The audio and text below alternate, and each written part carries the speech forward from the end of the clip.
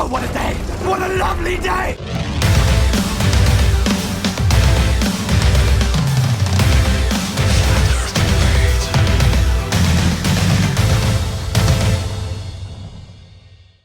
Welcome to Flat Earth Debate, Uncut and After Show. I'm your host, Nathan Oakley, and if you are new to this channel, or you've not done so already, be sure to subscribe and hit the bell notification icon to keep up to date with all the Flat Earth Debate pre-show and after-show goodness. If you'd like to support this channel, there is a super chat that runs alongside each of these shows while they're live. There's also a PayPal, Patreon, and crypto link in the info box below this video. If you'd like to keep up to date with the community debate, then go to nathanoakley.com and check out the Flat Earth Debate forum to keep up to date with the community debate.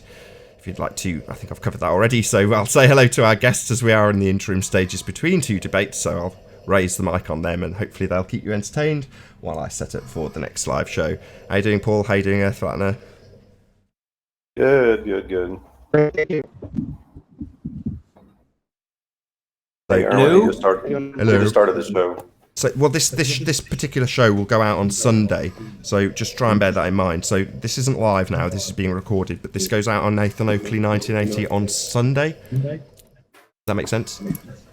So in other words, when we discuss the fact that everyone just literally got sniped just a moment ago, technically it was yesterday, if that makes sense. Nathan, you're getting some feedback or something. No, that's me. Damn it, I don't get it. Why? Because your speakers are too close to your mic, or you've got your headphones too loud. The other one didn't have that problem. Just a new piece of equipment. You've just got to get used to it, Arwin. Don't get frustrated with it. It'll be better in time, but you've got to figure out how to use it first. It's just one of those things. Yeah, but I'm not gonna now get freaking headphones every time because that gives me a headache. Sucks. Yeah, that's... You probably got to set it to cardioid. To what? That way the sound is only facing you. Cardioid. Again? There's a setting on it where you can just set it for your voice, not for the surrounding area. You'll have to mute, Arwin. You're causing everybody to feedback. Put the freaking headphones in. What? Say again.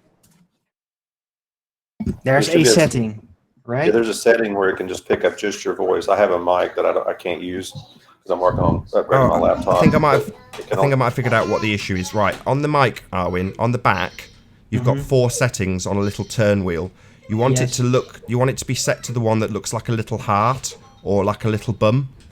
That one? That doesn't give feedback? You say? What that does is it means that the rear 2 mics, because there's 3 sensors, there's 3 pickups in a Yeti, 2 at the back, 1 at the front. Well, if you've got it set to that, it means that the back part of the... Hold on. Eleanor. Oh, that is it. Okay, so, right. Okay, I'll unplug my... Let's see if it still gives feedback. Shouldn't have to Great that we're sound checking for the show. Did everybody get kicked then, or was it just me? No, it was Rumpus Rumpus. joined, and then He sniped literally everyone. everybody got kicked except Rumpus. Rumpus Well, I'm actively not sniped sure everyone. I'm not sure he sniped because my Yes, he message did. said... Yes, he did. Hang on, listen. My message, it didn't say you've been removed from the Hangout. My message said the connection had been lost. Oh, mine didn't. And he was... I got back in with my my Arwinian Gravity account, and he was like getting in the toolbox and shit. He was actively there to snipe everyone. That's the only thing he came doing there. I've never known Rumpus snipe anyone though. Yeah, he does. He damn well does. He didn't even seem like he was coming in like that. He seemed like he was coming in to have a conversation. It wasn't Rumpus. It Guys, was. if you're not talking, please, for the love of God, put yourselves on mute. All I can hear is non-stop bloody feedback. Yeah, I don't get it. I put it on the setting you said, Nathan, but it's still giving feedback. Sure, whatever's playing the sound back is just too loud. So your headphones are obviously now 3 inches away from the mic. Well, if they're too loud, the mic will pick them up. My headphones? Might be better. Or it's someone else. Might be better. I think we've got it sorted now. Yeah, that's because I got headphones in right now. But... Now it sounds like you're in a toilet. toilet. And how about this? I don't know, man, but this is getting frustrating. Sort it out. This is the previous setting, the circle one. That seems to be giving the best sound. And I'm having headphones in. Didn't I just tell you this like 10 seconds ago? Put it on the one that looks like a heart. Omnidirectional, picking up everything from every direction is definitely not what you need. Right, okay, but you just told me it sounds like a toilet because I put it back there right now and it's still giving the feedback. No, it's when you said you put the headphones in. That's when it sounded like you were in a toilet. Anyway, I don't want this entire pre-show to be Arwin sound checking his new mic.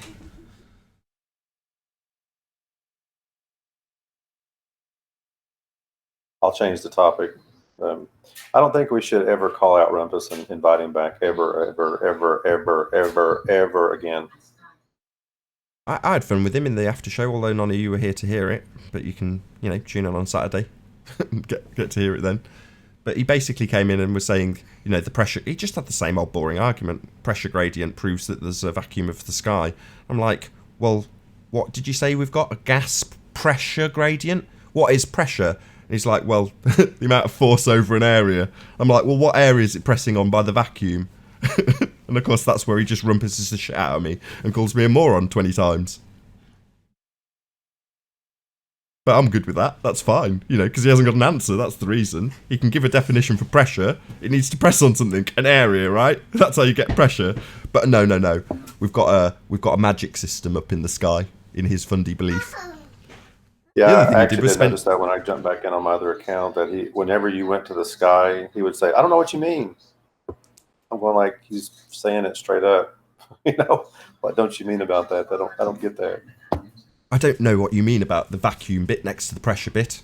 Well, I've just got you to define what pressure is. It's the force over an area. So what area have you got up at the top then? Well, let's talk about your lounge.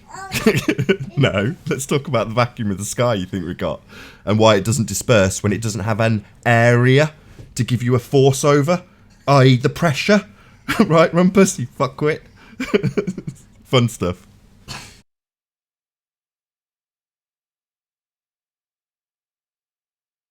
Right, are you all sorted now, Arwin? I got headphones in. It sucks. No, it sounds great. Everything's hunky-dory now. Yeah, because I got headphones in and that sucks. You're still too loud, though. Get used to it, Arwin. Arwin, what you're doing, I think I know what you're doing. The mic's a condenser mic, right? So what it's trying to do is level out the differences in volume. So if you move 4 inches closer, it suddenly compresses to all hell. So you're dropping in volume. So set a distance to the mic, maybe 8 inches, and don't do this, because that messes everything up. You just have to keep it at a fixed distance. Hey, fine. But yeah, look, as soon as I get my headphones out, it's gonna be echoing again. Yeah, but turn your gain down, Arwin, so that your speakers are not being picked up in the background.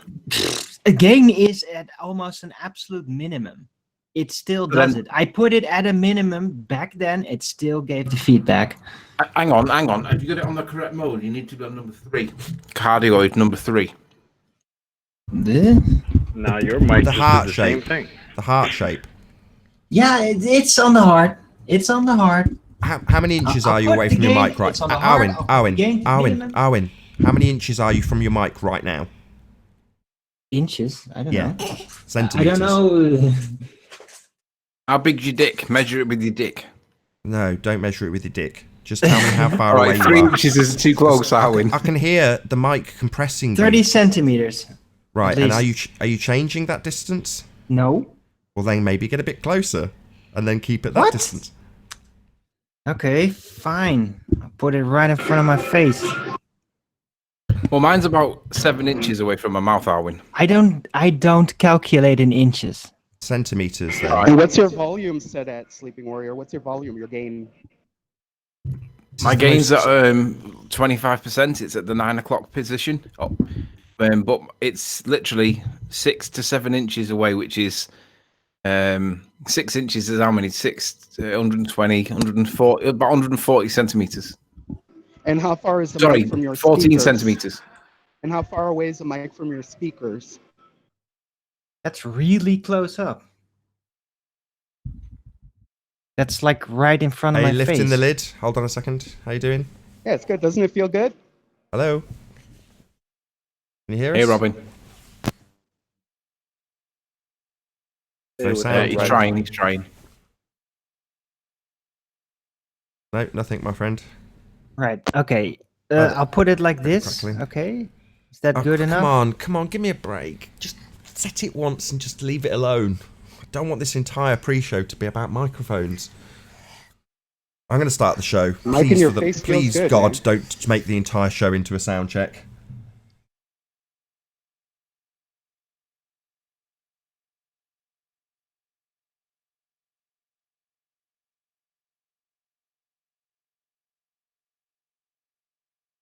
Oh, what a day! What a lovely day!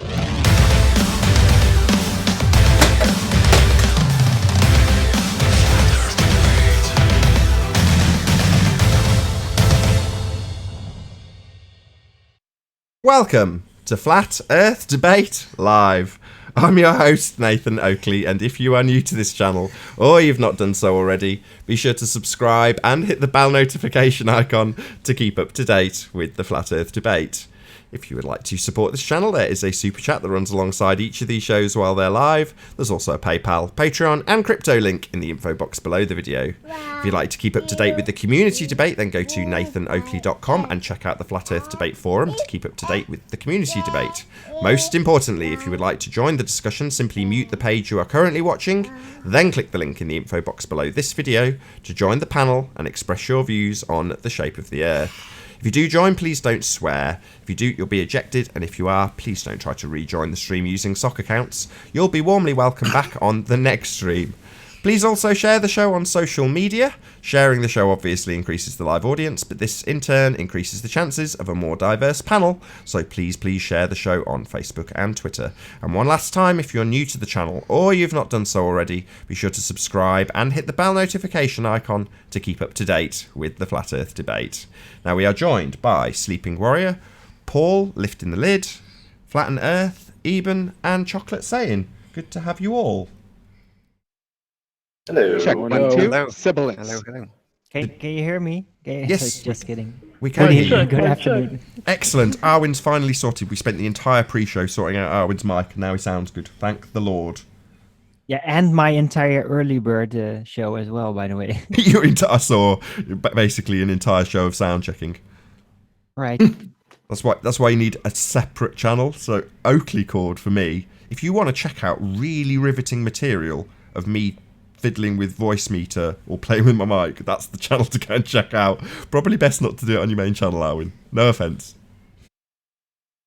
I'll begin with Arwin later. Talk to you all about it. I love it. Okay. So yeah, There has an echo. there's no more echo, or there is, because I got my headphones off now. Platinum just had one. Is this better? Arwen, you're good. Okay, let's continue. Housekeeping? Indeed. Any signs of curvature? Hey, Plain Truth. Good timing. Nope. Only obstruction. Due to the limited viewing angle and the diffraction limit. Fair enough. Any signs of axial rotation of the Earth-based variety? Oh no, Ranty's not here. Any signs of axial rotation? No. No. Nope. Any scientific evidence of gravity? Scientific evidence of what? Gravity, Travis? Scientific evidence thereof? No.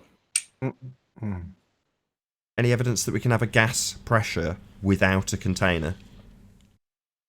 Definitely not. You're standing on it. No. That's an interesting comeback when Owen says you're standing on it. So when people say, just go outside, that is essentially an expression of their fundamentalist belief that the sky is a vacuum, because it doesn't demonstrate that you can have gas pressure without a container. The necessary antecedent for gas pressure being a container, something to press upon. So no evidence of gas pressure without a container. No, you can't have gas pressure without a container. The pressure comes from the interaction with the walls of the container. That's where the gas pressure comes from. If anybody tells you go outside and check it out, you have gas pressure. Yeah, that's our point. Go outside, we do have gas pressure, but where do we get the pressure from? What about the distance to the sun? Any evidence of that? A limited looping confine, though. Say that again, Arwin. Why is Arwin so quiet? I've just turned him down because he's constantly fluctuating in his audio volume, and I'm trying to control it desperately. Oh, No doubt he will now blast out everybody in the audience. hello. Yep. Right. there So it is. what I said is that Holy shit. theoretically, a wall can also be a limited looping confine. We're not that bothered about theoretical physics, though, are we? No, yeah, I am. But I explained this even 2 years ago, and you didn't get it back then. So yeah, why would I presume that you're gonna get it now? Not about whether I get it or not. It's about it being theoretical physics. Let's see what evidence there is to support the assertion that we have gas pressure for some reason. Right. Well, I'm just saying that containers to be solid hard barriers. They could simply be the containment of a looping confine. That's a lovely suggestion. Yeah, it is. And very interesting to find out if that is actually true. Because, yeah, you're going to have to find some proof of looping first. And that can be done. Maybe not scientifically, but it can be done by widespread deduction. That sounds like an aberration to me. No, it's not. I did have Hold someone on, tell me. my kid's got an opinion on it. Let's just have a listen. An What's that you aberration say? is widely suggested, but not actually there. My kid Is said looping, that. then it will be there. And My kid said that it's the very unicorn farts. unsuggestive. Arwin, the unicorn fart. We just need to find proof of unicorns first, but unicorn farts apparently hold in the gas pressure. We just need the proof of unicorns. I'm not denying that gas pressure requires a container. I'm just saying there may be more definitions of a container than just a solid barrier.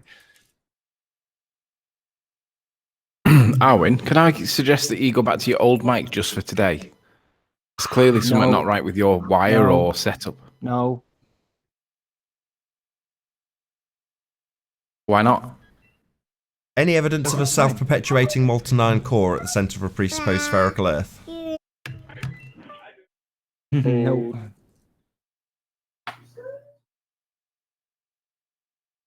There is none of that. Any evidence of the R value? It exists in math.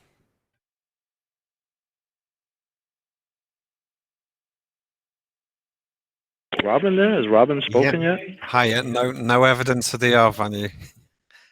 Excellent, well said, well rounded out. Thank you, Robin. You're That concludes the housekeeping.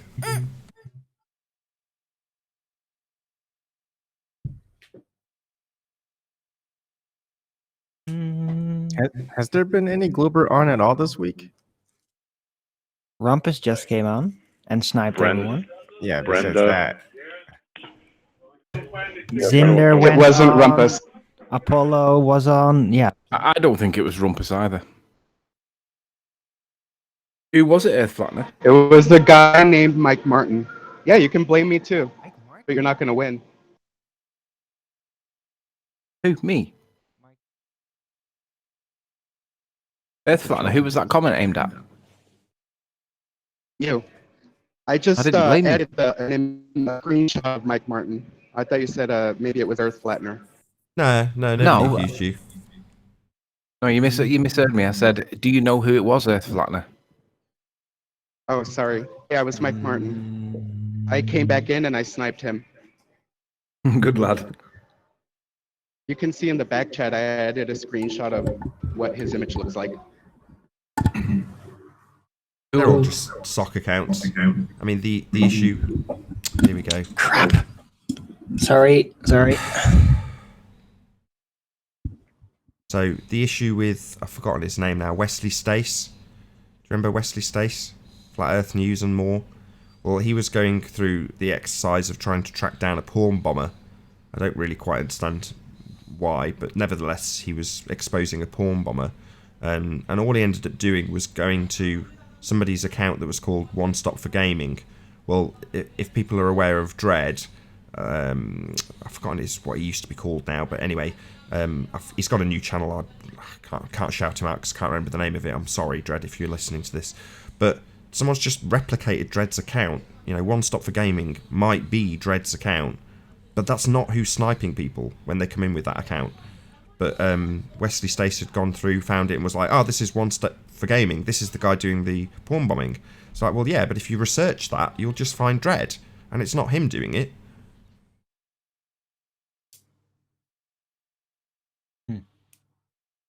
I say it isn't him doing it. I don't know that. That's a shapeshifter sock. Yeah, exactly. It's just a sock. Ah, Travis. Excellent stuff. I'm ready whenever you are. Okay, you hear me? Just about. You're a bit quiet. I'll turn you up. All right, la la la la la. Perfect. I'm gonna try to share screen. I've got all my bookmarks closed. Okay, so I didn't do a very good job editing, so just forgive my editing. But let me try to figure out which window it is. Okay. All right, so basically this is taken all on the same day and the same elevation. This is the early part of the day, like 6 o'clock in the morning. And so just as we watch this boat, we're watching it approach the island of Anacapa. And at the very edge of the island is the lighthouse. And I'll stop it along the way. I think I'm just going to do about 5 minutes of this because it just gets a little bit tedious. You'd have to be a geek to want to watch all of the details. So just kind of watch. Oh, hold on. I want to mute that.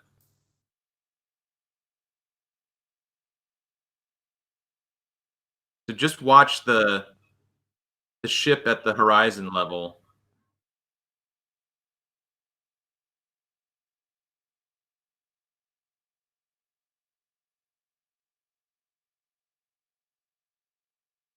So I don't know how far away this boat is, but the island is 19 odd miles. You can see the spray at the helm of the ship when if you look close enough, when it goes up and down sometimes you'll see it spray. Okay, so here comes the lighthouse over here to the right, okay?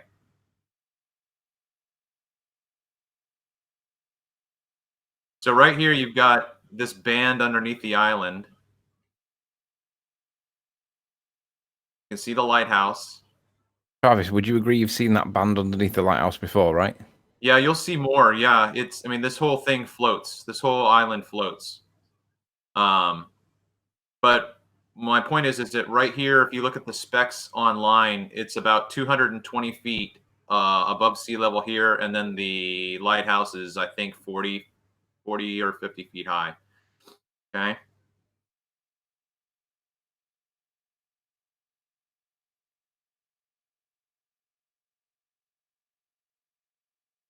So this was my first time shooting back in November. I had never shot these islands before. I didn't know what I was going to see. And so I'm just shooting around. Now, right here, it looks like a building of some sorts, but I don't think it is because when I went on Google, all I could see here were cliffs. So I don't know what this is, but I make a distinction in just a minute. You'll see it, what I think I'm seeing. All right, so I'm pausing this right here. I think that this, below this line, I believe this is mirrored. So I don't think this is physical. So up here is physical. Below the line is not physical. And you can see this right here seems to be mirroring this. This seems to be mirroring this. Okay?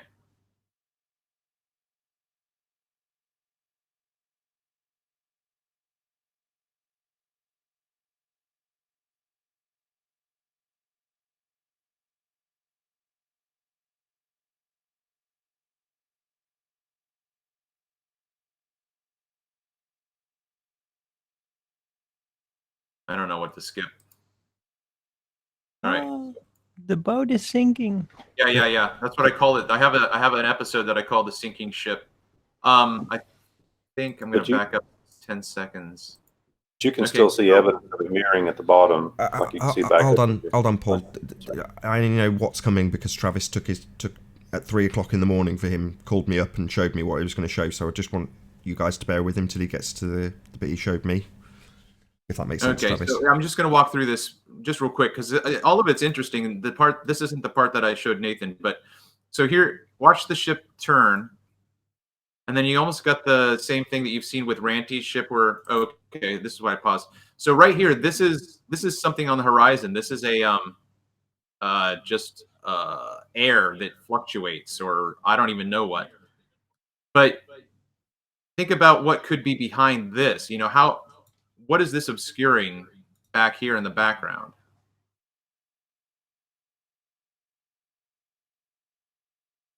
You know, it disappears. Now, when this turns, there, I cut it right there. So I think that this is a greater than sign. So that this line here is where the physical boat stops and starts, so that this is not physical underneath that line. That's not physical. Okay.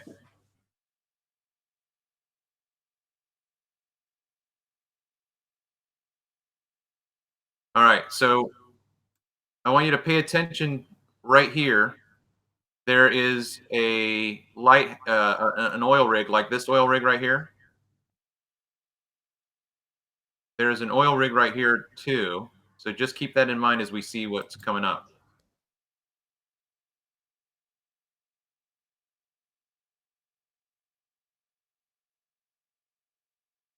Again, just think of the horizon line. Watch it dance. Right? I don't think that this part below the line is physical.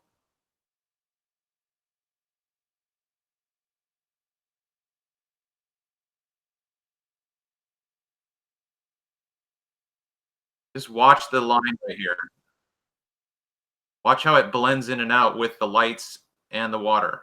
Okay. All right. Now remember what I said. Watch this island come into play here. Watch. Oh.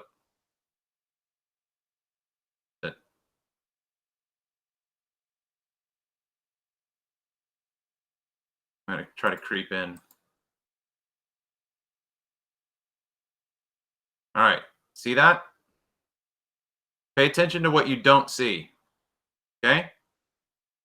Everybody see that? You did this with me. They don't know what they don't see yet, but yeah.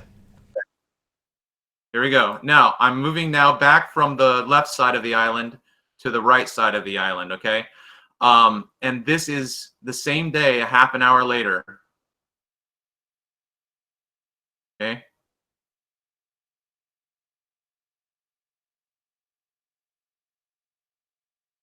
Everybody see that? Does everyone get the point? Does everyone understand what's just happened? Say no if you don't, and Travis will just do it again. All right. Yeah, what you're saying is that there's two reflections, one above the other, one behind the other, and that can't be a curve, can it? Okay. Pay attention to what you don't see right here, Riley. Yeah, you're not seeing that structure.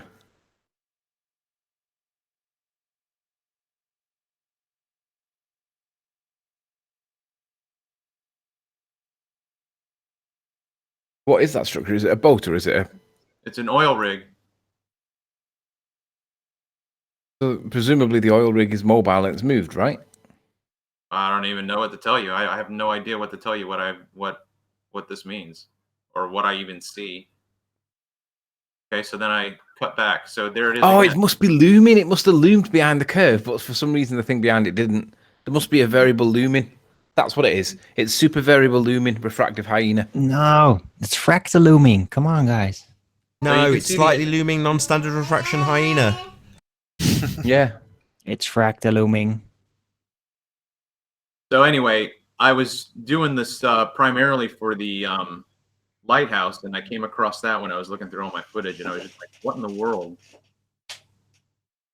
So I'm assuming that the rig moves. Yeah, man, but I don't understand. What do you think? So like here, see, here's the end of the island. You can see that it's the same island. See? This is earlier in the morning. And this is a half hour later. But you can tell that that's the same end of the island.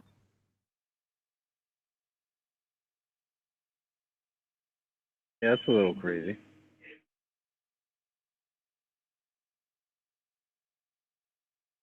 And then right here, again, is where I would say that the physical stops and the miraging starts. You've got the greater than sign here.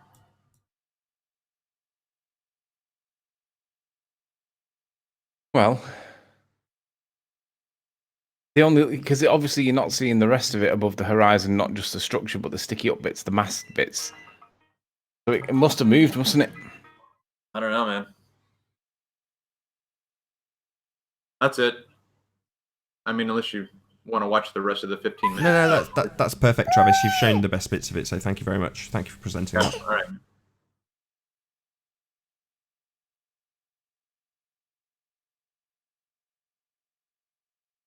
And how do I stop screen share?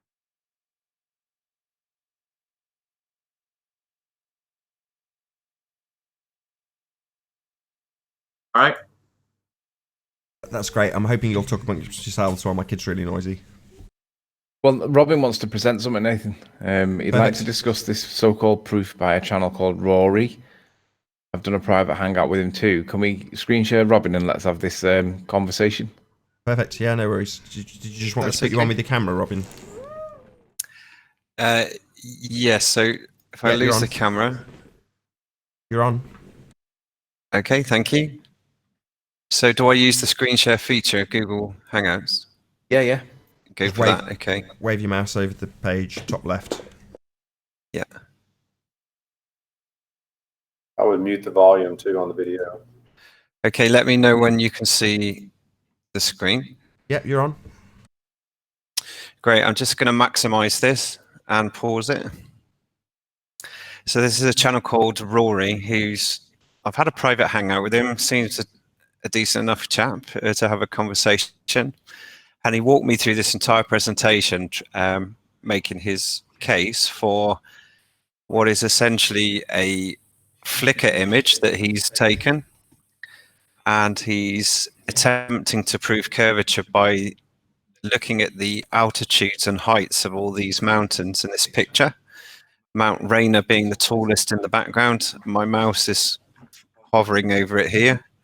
So it's this peak here being the tallest. And if we lived on a globe with a curvature, then we should see these mountains fall in a certain sequence. If we applied the curvature maths, we should see the tops of these peaks sequence in a certain pattern. So it's me. Hi, Jose. So hello. If I just scoot forwards here, what he then does is he uses a prediction model in his calculation to predict the position, i.e., what's the highest in this picture, what's the next, etc., based on the actual heights of the mountains. And he has this prediction of Rainier being the highest, therefore it should be, if we lived on a flat plane, it should be the highest. Mount Adams being the second, Mount Hood being the third, and so on. But the actual position in the photo is 54216, and his theory is that if we apply the curvature maths, the actual position in the photo is different, and it kind of falls in line with the globe model. So I'm probably not making an awful lot of sense, but what we're saying here is, if I go back to this image, if we live on a flat plane, then Mount Rainier should be the tallest one in the picture, and Mount Jefferson being the second by the looks. Sorry, Mount Adams being the second, then Mount Hood, then Mount Jefferson, based on these heights. And I must admit, when you look at this, it is quite compelling because it does actually seem to sequence in the way it would if you apply the curvature maths. Now, when presented with this cold, I couldn't really verify or validate any of it because A, I didn't know where he'd sourced the picture from, and B, I didn't have all these calculation formulas to hand, so I couldn't go off and do it. And being quite a busy chap, I'm not really of a mind to go and do this myself, but if someone wants to, then I'd be really happy if someone in the community can have a look at this and see if they can determine whether these outcomes are correct. Because I've not seen anything like this before, where it seems that this tilts in the favour of globe Earth.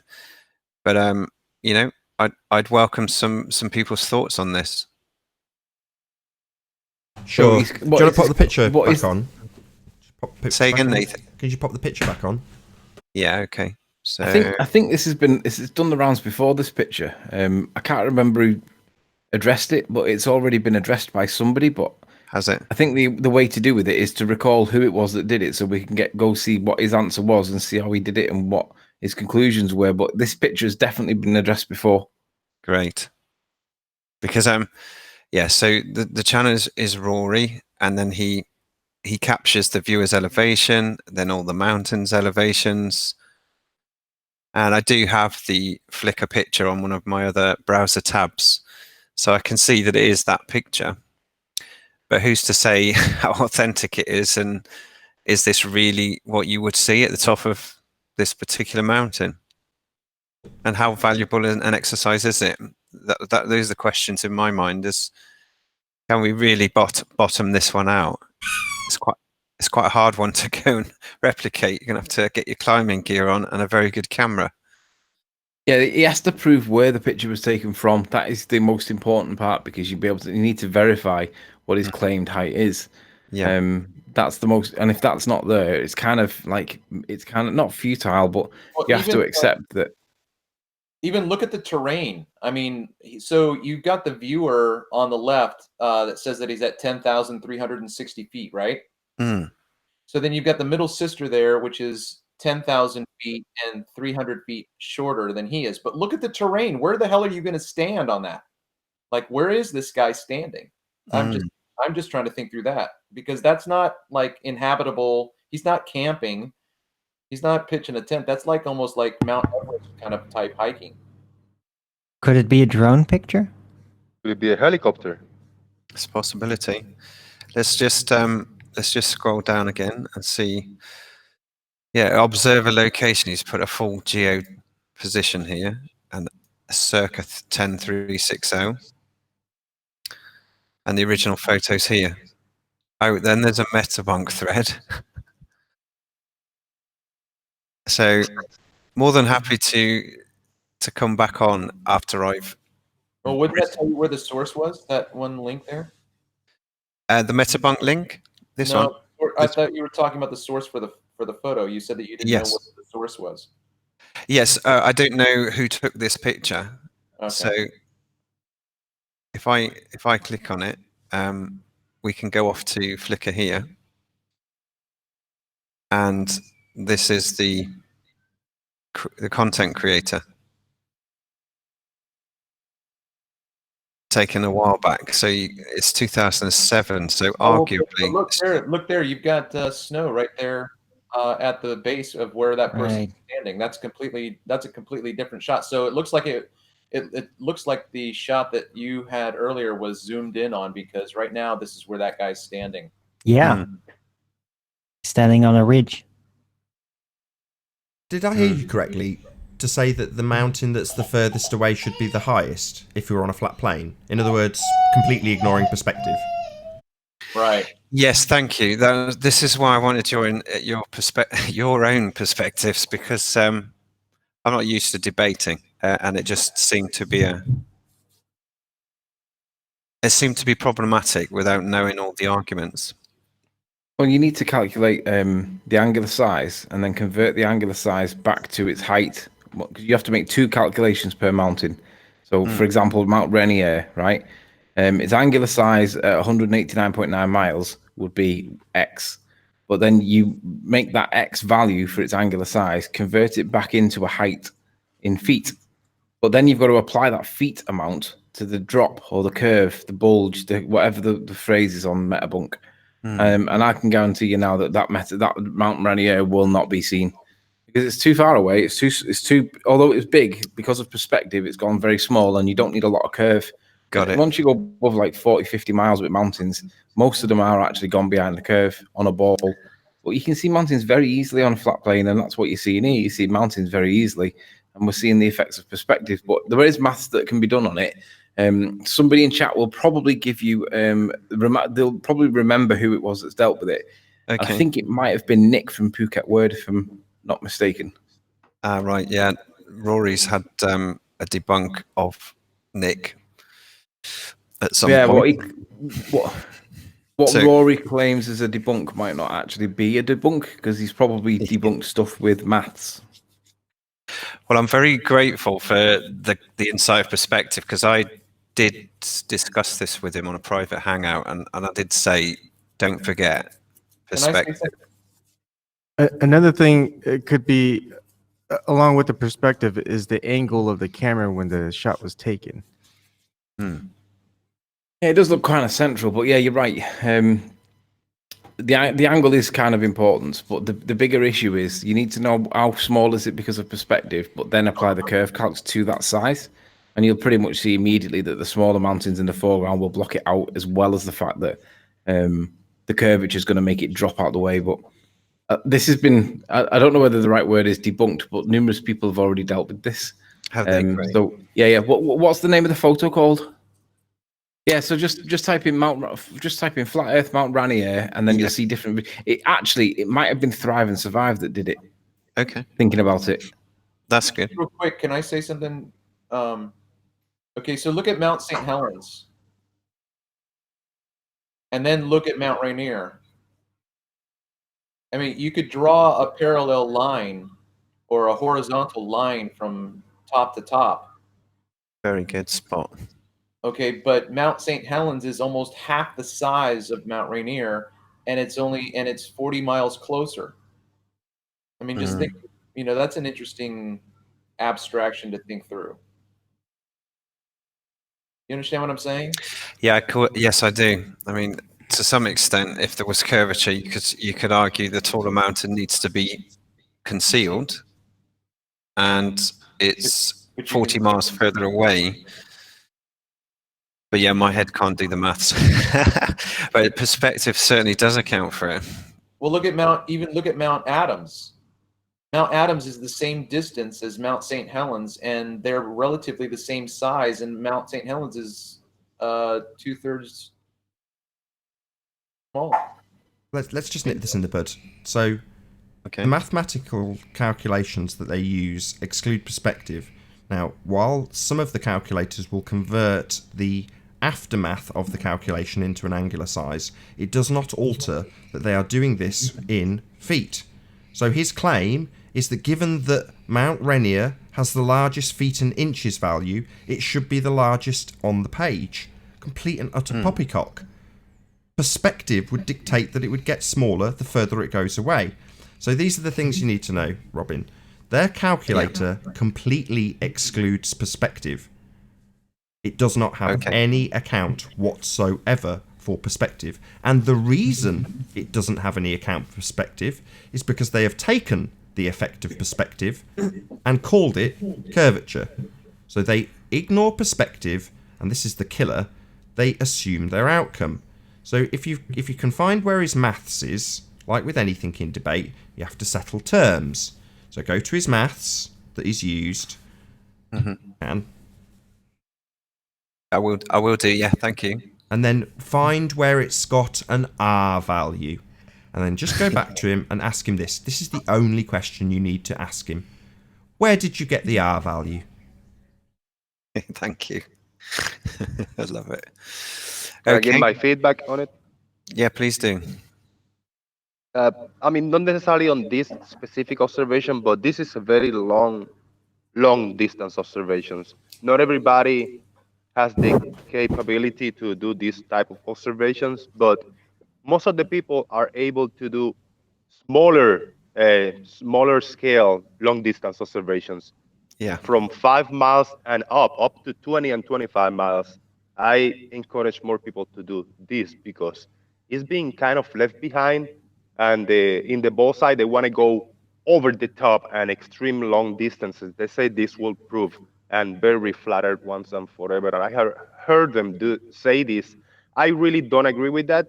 I think smaller distance, shorter observations, even 3 miles, 2 and 3 miles, because if you put your camera sitting down in a very calm little body of water 2 and 3 miles away, it should be a couple inches, a couple feet of curvature, and more people should be able to do this type of test, and that's what I encourage more people to do. Well, that might be the case, Jose. It still doesn't change the fact that there's an assertion from this Rory dude that the biggest mountain should be the biggest, correct? That's right. Right, well that would be ignoring perspective now, wouldn't it? Because it's the furthest away. Yeah, so a simple rule of perspective states that all points above one's eye level remain above eye level. If the Earth was flat, Rainier should be the highest. Sorry, stop right there. Sorry. There you go. A simple rule of perspective states that all points above one's eye level remain above eye level. So if I've got a fly above eye level and it's 150 miles away, will it remain above eye level or vanish completely? Yeah. What about a car at 150 miles? Will that stay above eye level? Or will its angular size be so small that it cannot be seen at all? So no, a simple rule of perspective is not that all points above eye level remain above eye level, because there's also angular size to take into consideration, Rory. So things do get smaller into the distance, their angular size reduces. They don't just... The only effective perspective is not what stays above eye level when you draw it out in Muppet vision, which is what they basically do. They misrepresent what a flat plane should do by drawing it in the same perspective exclusive side elevation or orthographic representation. In other words, perspective exclusive. So when they make these declarations that a simple rule of perspective says basically we should see forever, then no, Rory, angular size is also something you have to take into consideration. Things do get smaller and eventually disappear completely with distance, whereas in your Muppet maths, you think that things that are above your eye line will always stay above your eye line. No, wrong. Things get smaller to the horizon. It's called, guess what? Perspective. That's why we have those memes of jumbo jets seeming to dive headfirst like a dart into the ground. I love those. Those are my favorite. So, can you go back to the mountain photo? I want to look at the distances. Yes. Because if we apply the 8 inches per mile squared, 89.9 miles, 0 feet of height, would be like 24,034.78 feet with a target hidden. Have you done that on Metabunk so that he can use his own source?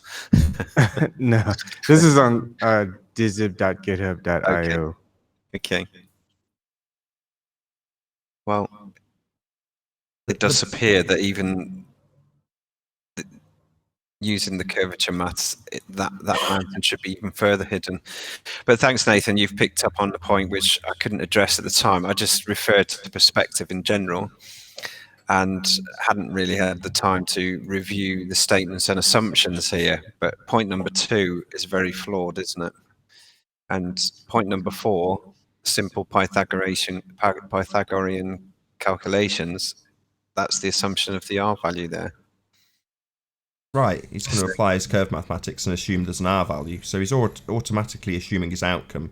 So whenever anything is studied with the curve maths, it is ultimately a begging the question fallacy, because what they're doing is they're assuming their outcome.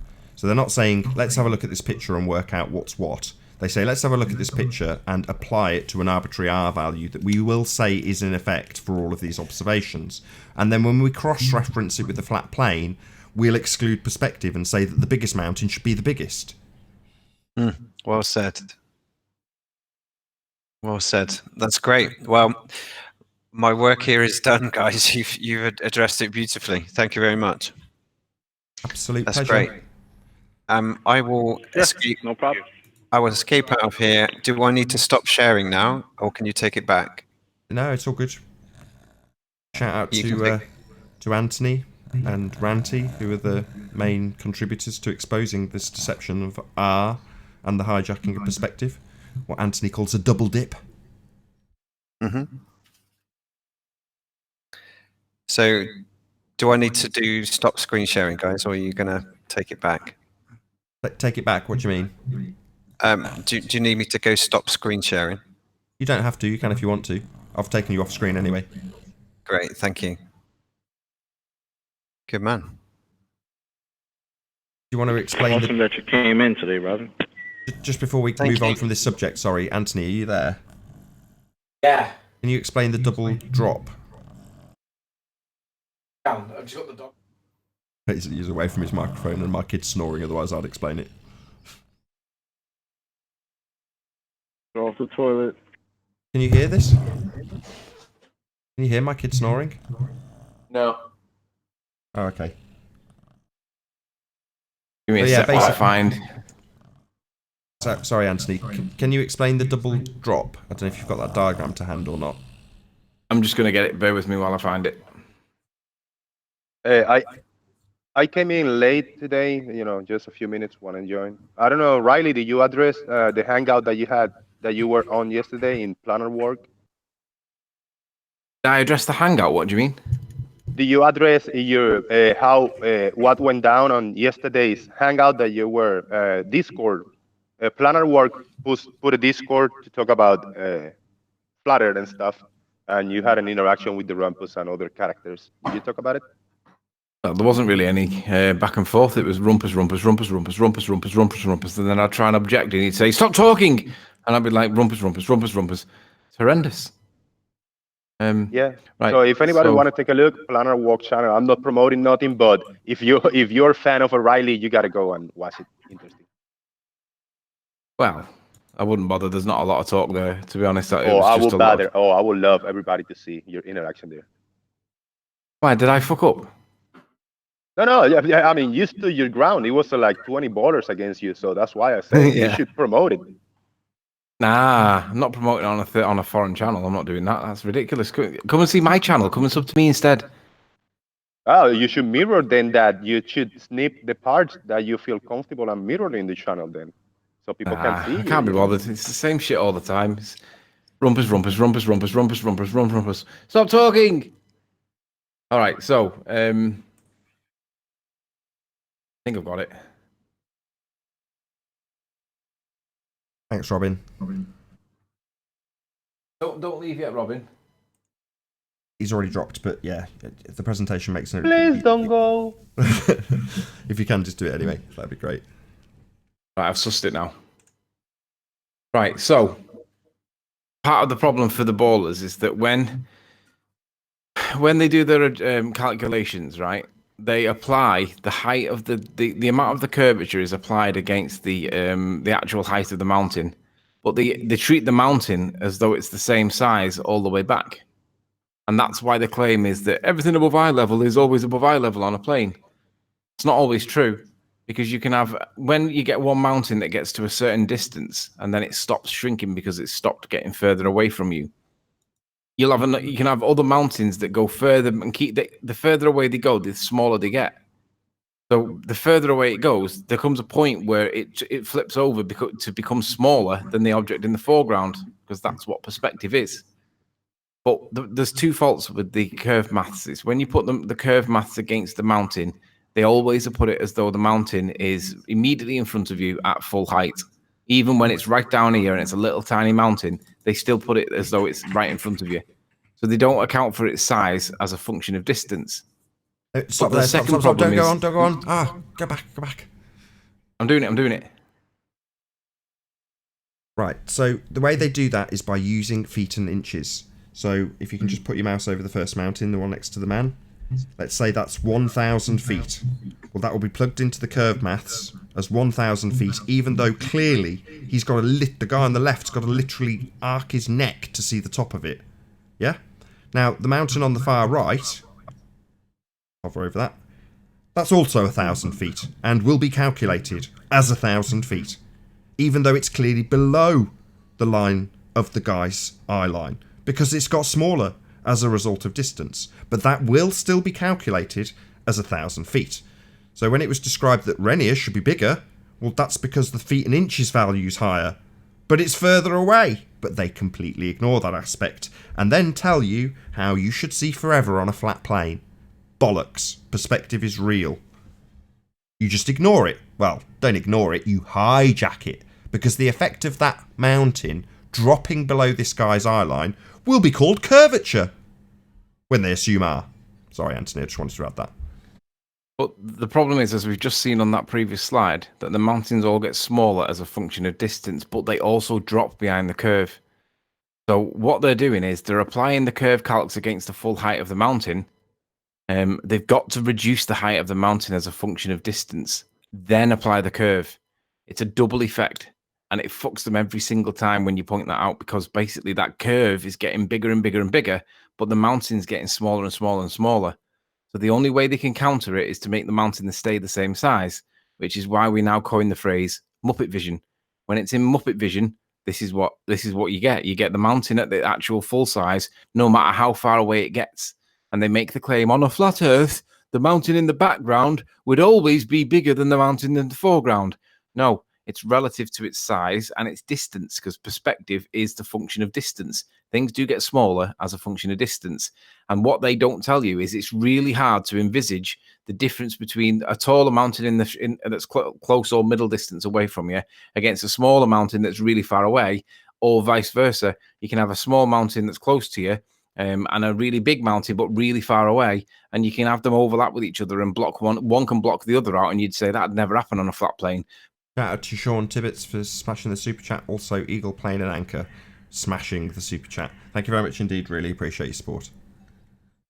Yeah, and what I also want to do whilst I'm on screen share, and what I would like to do is remind people about the difference between science and tech, because obviously technology is technology. We need to have that distinction between science and technology, guys. So remember, if they can't wiggle it, they can't call it a science. They've got to wiggle it, otherwise it's not science. So let's not forget that song needs to be impregnated in everybody's mind for the next week or two while this point gets addressed. If they don't wiggle it, it's not science. If they do wiggle it, then they can prove the cause of the effect that they believe they're looking at. But if they can't wiggle it, it's not science. I'm done. One thing that's difficult to do in photography, especially when you go higher up in elevation, you're not on a known flat sea level type area, is because of all the angles of the surface that you're on. If you're on a mountain, it could be angled up, it could be angled down. But if you carry a leveler, the leveler is based on the apparatus that you have. So, for example, you have a leveler on a tripod, that just can be level based on where the tripod is standing. So trying to get a horizontal shot exactly with the horizon is just going to be pretty difficult to do. And so if you dip the camera at a downward angle, objects in the distance are going to appear higher up. And if you angle it upward, you're going to have, of course, objects that are in the foreground that's going to be a lot higher up and things like that. Just something to mention because I take a lot of photos. Yeah, again, every aspect that you've just detailed is completely ignored in the curve calculations. You're only doing what they dictate you do with your camera. The further you look, the more the camera points down. So you're not allowed to point the camera up. That doesn't even factor in. You're pointing it at whatever given angle they give you with a sagittor to the horizon. That's what they give you. And that's what your camera's doing. Well, you say, well, no, I've got my camera perfectly level. I'm afraid not. It was slightly angled down. Now let's use this maths that demands it slightly angled down, because that's what it does.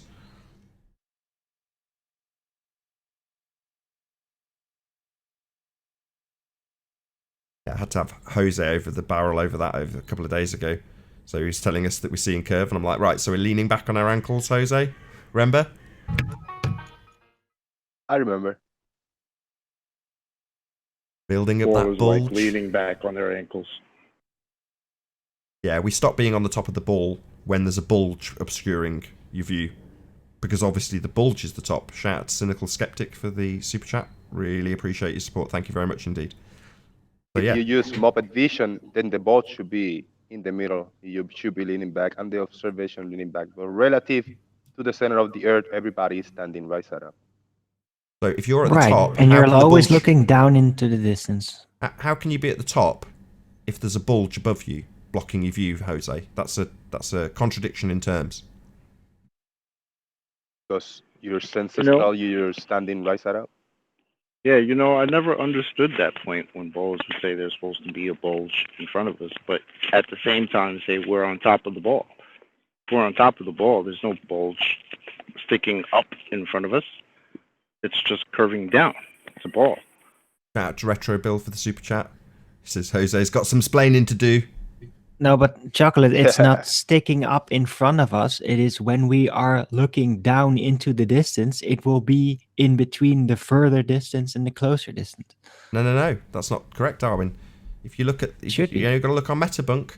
You're angled back, leaning backwards, and tipping your camera down. And that just gets worse and worse and worse and worse as you go further and further away, looking further into the distance. You've definitely got a bulge rising up above your position, blocking your view. So the thing you're looking at in the distance is below the bulge, then there's the bulge above the thing you're looking at, and then there's you. Right? With you leaning back on your ankles, pointing your camera down. Yeah, okay. Yeah. I don't have arguments today. Jose came in today. Jose stay home. Are you leaning forward, not backwards? Then you'd just be looking up into the sky. Backwards. Leaning backwards, pointing your camera down. Okay. You would have to be leaning backwards, wouldn't you, Arwen? If you're think about the way the Muppet Vision works, right? They got him on the ball, but nailing the with head, the Muppet Vision. Can somebody bring up the Metabunk depiction, please? Can somebody bring that up so we can just show Arwen? Could somebody bring what up? The Metabunk depiction of us leaning backwards, creating a sagittar. Muppet Vision. Well, it's not necessarily to depict Muppet Vision, although it is in Muppet Vision. You're right. The question is, why are you guys presenting orthographic views? We're not. It's Metabunk. I heard you don't like orthographic views. Yeah, Metabunk, whatever it is you want to present some orthographic view. We were just trying to describe the bullshit, that's all. Ooh. Metapunk's changed, Nathan. Oh, yeah. So it has. They've got you on the top of the ball. Wow. So you see how this is pointing down, Arwen? So you're creating a sagittar. Hang on, I'm just trying to work out what he's done. Hey, Physics Warrior. Hey, Nathan, how are you? Very well indeed. Physics, what's up, man? Hey, guys. Hey, Choco, Travis, Warrior. Wait, so what's they he changed here? I don't understand what he's Muppet done. Vision? They've not. They've just repositioned. It used to be that they had this position back here with it going across slightly. So now he's just put everyone at the top of the ball, and now you've got it just highlights the pointing down bit more. So you're looking down at an angle. Huh. Right, so you don't have to. Scale, Nathan. You don't have to Just stand scale. on your heels. You just stand right straight up and look down slightly. What, even if you're not? This is. If you look here, Arwen, what's this line? Can you see? Oh, you can't see what I'm pointing. There's a line at the top that says eye level. Do you see that? Mm-hmm. Then you've got horizon dip and surface level. Right. Well, when you this, look on a ball, you look at eye level, you're always going to be looking at the sky. Sure, but the surface level... Unless there's a mountain in front of you. The surface level should be falling away, isn't it? Yep. Right? According to the diagram, how it's depicted now. Yeah? But the surface level is rising up to meet your eye line.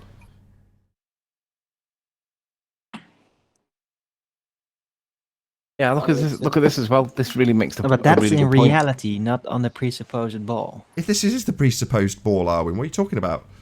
On the presupposed ball, the horizon rises up to meet your eye level. Oh, when you look down, you mean? Yeah. That's sure. I've just said this. You've got two choices. Either you're looking parallel but you're leaning back on your ankles, or you're looking severely down.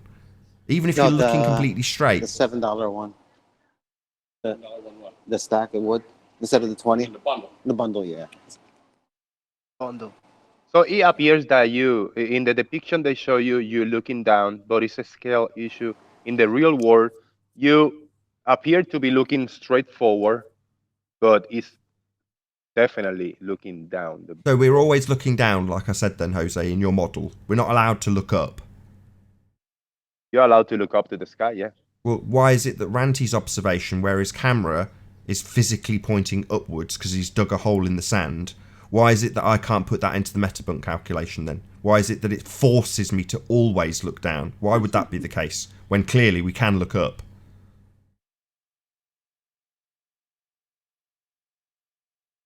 That's what I thought. Silence. Looming! We don't have to look down. It forces us to look down. It insists that we are looking down, whether we like it or not. Whether we actually are or not, like in the case of Ranty, where he's definitely tilting the camera up. But you can't even calculate that in this calculator. It doesn't allow you to, because you must be looking down. They've got to negate perspective after all, and call it curvature. So the things that according to them are dropping round a curve, we say are falling towards the horizon because they're getting smaller with distance. Well, it's useful to say, no, you're just looking down at the curve we presuppose. Forget perspective. Everything's always the same feet and inches value. Why are we going through this? We've gone through this about 1,000 times. The curve calculators are begging the question fallacy. It assumes its outcome. It's got a radius in there. That's the very thing they're trying to prove, isn't it? They're trying to prove Earth's got a sphericity, a radius. Well, they've already got it in the calculator. So just go negate all of this crap and just go, where'd you get that value from? The R value. And they'll quickly tell you, if they're honest, that it's come from looking at a light in the sky and then presupposing that the circular path they say it takes is actually tracking the outside edge of a sphere. That's a presupposition. So they're just going to decide arbitrarily in this calculation that you're already on a sphere. As soon as you use the calculator, you're on a sphere. So it's like, well, let's not use the calculator then, because it's already seeming to be putting me on a sphere. Let's figure out where you've got the values from. Well, you haven't. Nobody's got a value of R, a spherical radius value. They've just presupposed it based on a light in the sky that's above you. Well, according to them, it's not above you. When you track it on the equator, it's on the outside edge of a sphere. In other words, they've already bloody decided it's a sphere, and there's the bloody R value to prove it. So what does it prove? It proves they can assume their outcome. That's all it proves. That's why very rarely do we have ever any globeheads come on and present the maths anymore. This is the first time in about 3 months, because it's a flat earther who's talking about an aside debate he's had. Chances of any globeheads coming on and showing us the maths, they know exactly what will happen. Show us where you got the R value from. Oh, well, we already know it's a sphere. What, so you're begging the question and assuming your outcome then? What's the point in doing any calculations? Let's just look at the sphere value you've got already. Because there it is. Sphere. Radius value. Well, Nathan, realistically speaking, this is a calculator that everybody get hands on and everybody can use at how it works on a sphere, whether you like it or not. Now, if you want to link me to this perspective, how it works, what? Sorry. Yay! Now you can presuppose the sphere as well. Jose, what did you say? How it works? What? How it works on a sphere. Would you like to present how a perspective how it of works flatter on a calculator sphere? works? Sorry, or Jose. where do I find it? It seems you've missed my point entirely. By saying how it works on a sphere is to say you are going to automatically assume it's on a sphere. That's the point. Unless I find a flatter calculator that I can use. Thank you. What, like just using random perspective? Just looking at things and calculating their angular size. Yeah, we can do that, Jose. We don't need to assume anything when we do that. In fact, the starting point for your mathematics is the same as ours. The only difference being you presuppose a radius value. Would you like to link it? Link the calculator so I can use it? Link what? Jose, I don't actually need to calculate it to imagine that I'm on a ball. Anthony, can you do me a favour? Can you go to an angular size calculator for Jose, please? Just to show him what it looks like. Yeah. Thank you. Yay. And we can key in they have server high and the distances and all this good stuff. Yeah, let me see. For what? What's it proving, Jose? Oh, nothing, just how stuff can disappear from the bottom up, for example. Yeah, we know. So why are we doing it though? What's the point? Because if we use our calculations, we're just looking at stuff and measuring it. If we use your calculations, it ignores all aspects of perspective and assumes the outcome is a sphere. Well, that's crap. That's just a religious dogma site that tells people that they can beg the question. That's all it does. It's okay. Yeah, and they will you can beg present the me a question. graphic at the end on what is going to be disappearing from the bottom up in this angular size calculator. So what you're saying is, failing us begging the question and assuming we're on a sphere to begin with, you want an alternative to that begging the question fallacy in order to relinquish it. No, it's okay, Jose. You can beg the question all you bloody like. Keep your calculator, mate. Assume it's a sphere all day long, mate. Me, I don't do that because that's begging the question, assuming the outcome. And when you find out where they've got that R value from, it certainly doesn't prove a sphere. It proves they've presupposed it. So you can do that all you like. I keep telling you, you don't seem to listen, Jose. I don't have to offer you dick. I don't have to offer you an alternative to your shit model and its assumption of R. I can just laugh at you when you assume it. Ha ha ha! Jose likes to assume that the sun travels round the outside edge of a sphere because other men have told him. How smart is Jose? Do you think I give a crap that I'm not giving you an alternative? Just believe it, Jose. Good for you, mate, you religious fundy. Good for you. Believe your assumption in R. Good for you. What's that you say? I'm not giving you a good enough alternative to leave? Stay with them, you stupid muppet. Yeah? Let them tell you what your world is, mate. Don't take any responsibility for yourself. Just let the dictators tell you, right? Assume it all you like, Jose. Don't demand that I give you an alternative. I'll just tell you to piss off. Assume it all you bloody like, you religious fundy. Okay, let me answer to this. I'm a religious fundy. I'm a believer. I have faith. I presuppose R. I beg the question. I do all this stuff. I just believe in the stories. And there are at least 3 calculators that doesn't represent reality. An Earth curve calculator because it's bullshit. It doesn't exist. Now, reality is flattered. Please present me on these calculators. Go.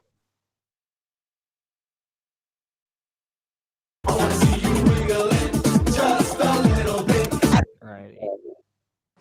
Wow. Awesome. And with that, I will say a huge, massive, enormous thank you to all of the live audience for tuning in on the Nathan Oakley channel and hopefully sharing this live debate. Also, a massive, huge, enormous thank you to all of the debating panel for making this live debate possible.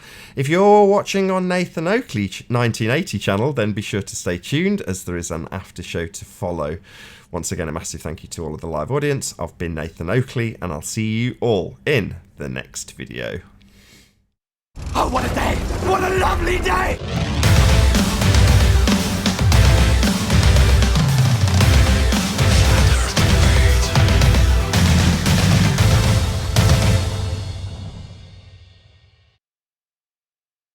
Feel cornered. Because it just sounds silly, Jose. Right. That's why. When you feel trolling. cornered, when you cannot answer, that's what you say. Okay, it's so trolling. according to Who Jose, we feels need a cornered, math Jose? guy to make a calculator for us that includes the Wait, diffraction limit and the wait. limited viewing angle and all that.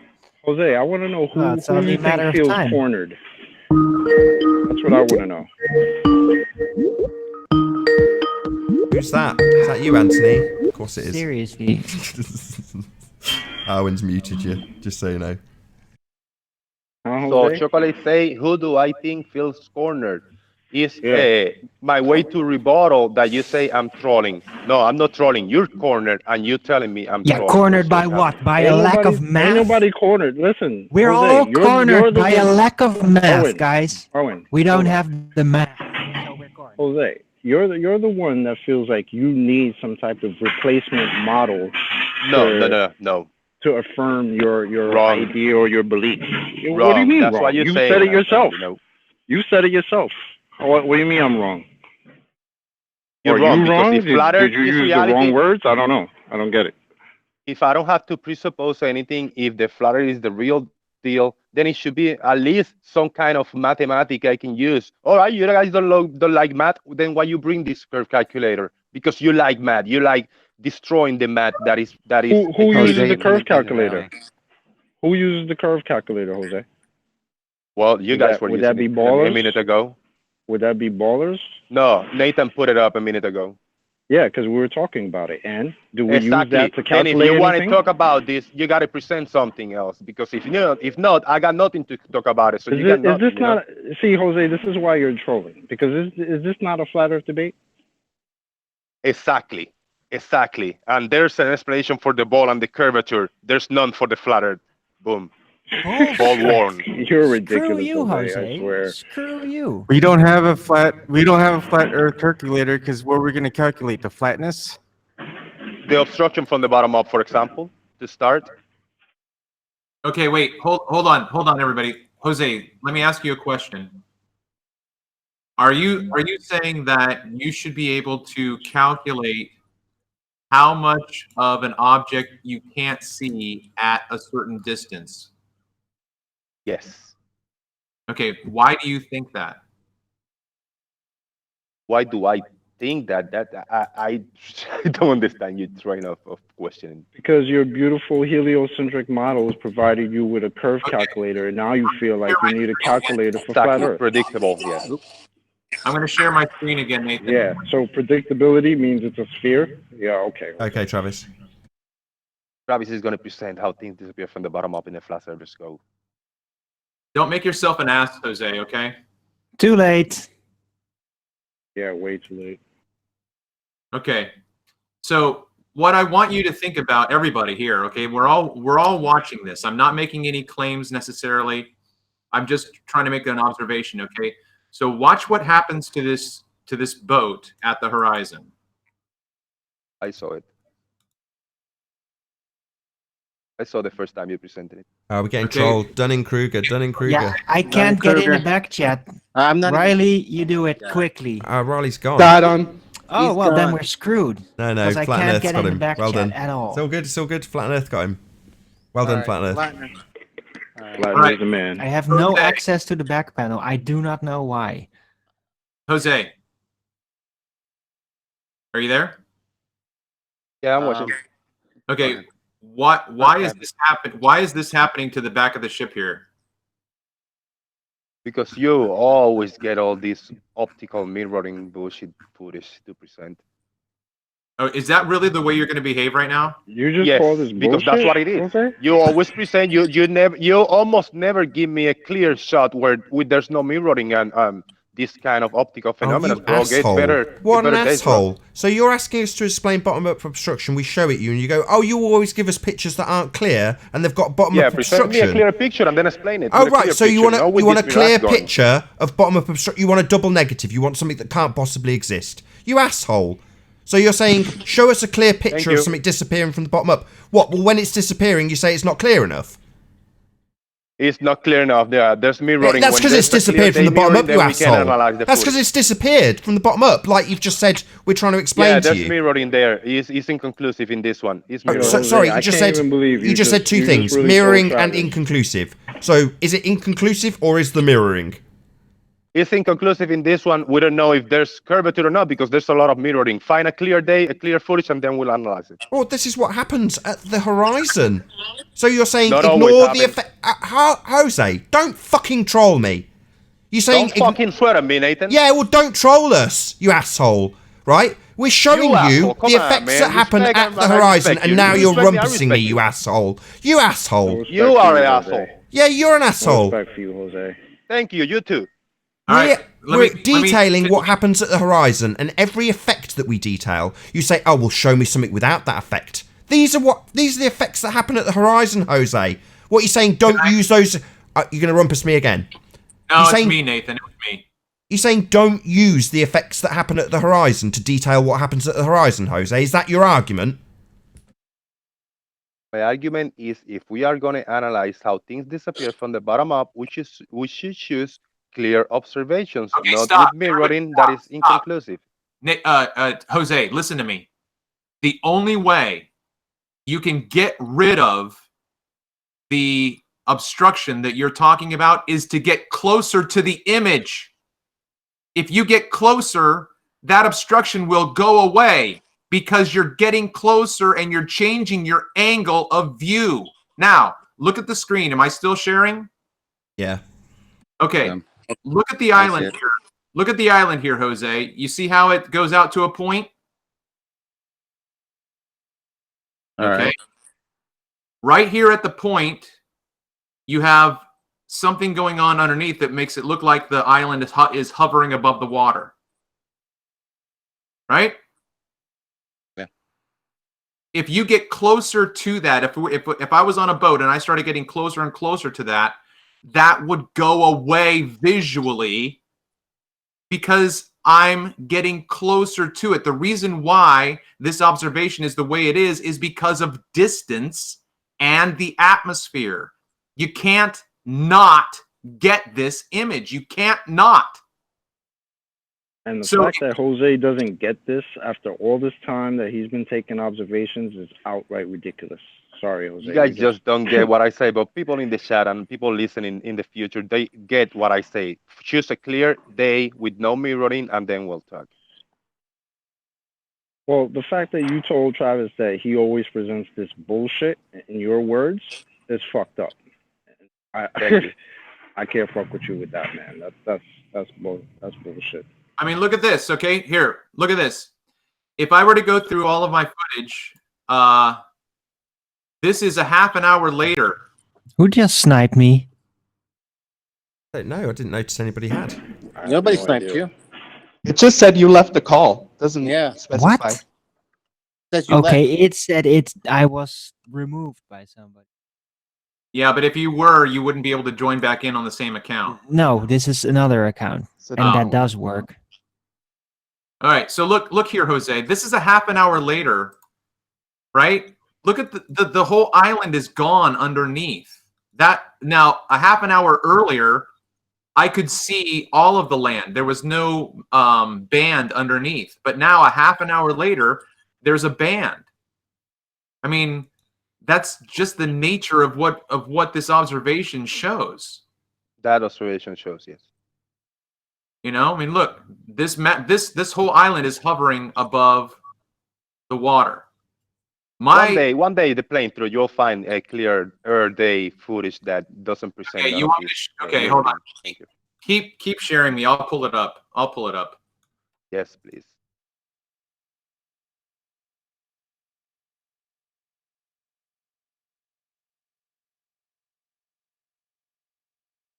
That's a still.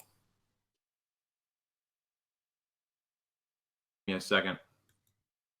Dude, Ranty got dozens of these videos. I got dozens of these videos with all this mirage going. And then I got a handful of really clear shots and an obvious curve. Whether you like it or not, it's obstruction, many of them. And then I got the curve in the little Tensas Bayou.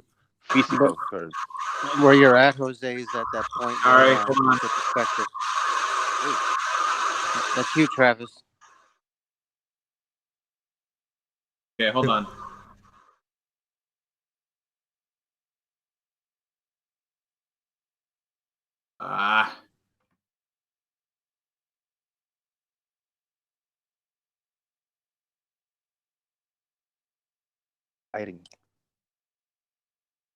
Travis, what's the distance? 19 miles? Yeah, 19 miles. Am I back? I think I saw this one. Yeah, okay, now you got your picture up. It's all good. All right. Sorry, I'm trying to get my control. I'm going to go back to the beginning. All right, so you can see that I'm on the shoreline. Okay, so now you can see there's no band underneath. Okay, now this is right where the lighthouse is. The lighthouse is right here, and you can't see it. Just like that oil rig was gone. Okay, but I mean, Jose, it's like you want to have. I'm speechless.